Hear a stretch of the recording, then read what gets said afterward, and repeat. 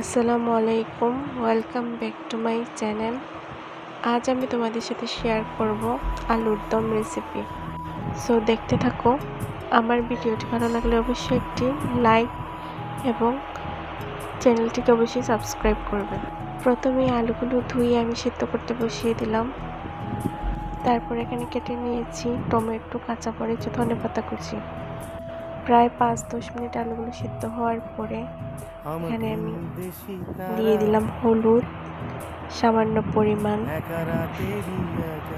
পরিমাণ মরিচ এবং সামান্য পরিমাণ লবণ। তারপরে ভালো করে মেখে নেব।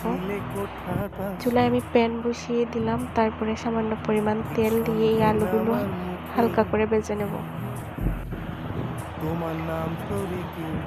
বেশি কড়া করে ভাজা যাবে না, জাস্ট একটু হালকা হলেই নামিয়ে নিতে হবে।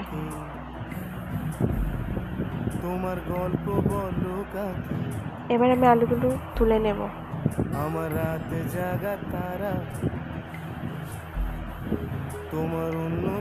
এবার দিয়ে দেব পেঁয়াজ বাটা,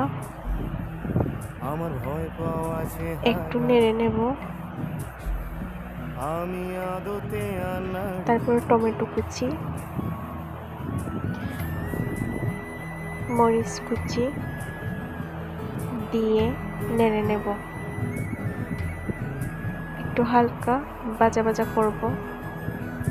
তারপর সামান্য পরিমাণ হলুদ,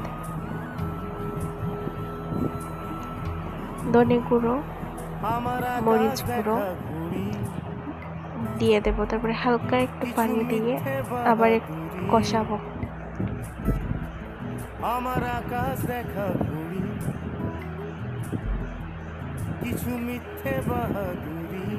মশলা একটু কষে গেলে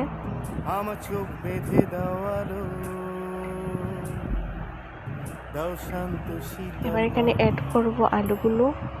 তারপরে আলু আর মশলা ভালো করে কষিয়ে নেব।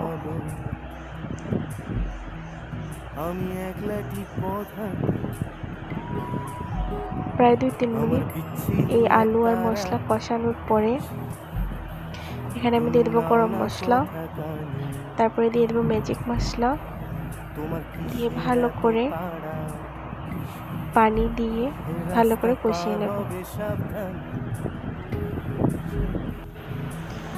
প্রায় 4-5 মিনিট এটা রান্না করে নেব।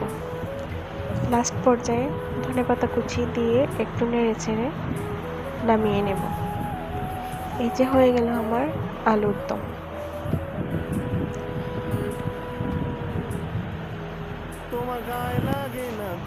এবার লুচিগুলো ভেজে নেব।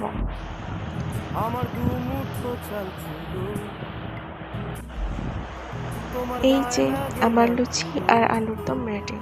কেমন হয়েছে অবশ্যই কমেন্ট করে জানাবে এবং আমার চ্যানেলটি সাবস্ক্রাইব করবে। আজকের মতো আল্লাহ হাফেজ।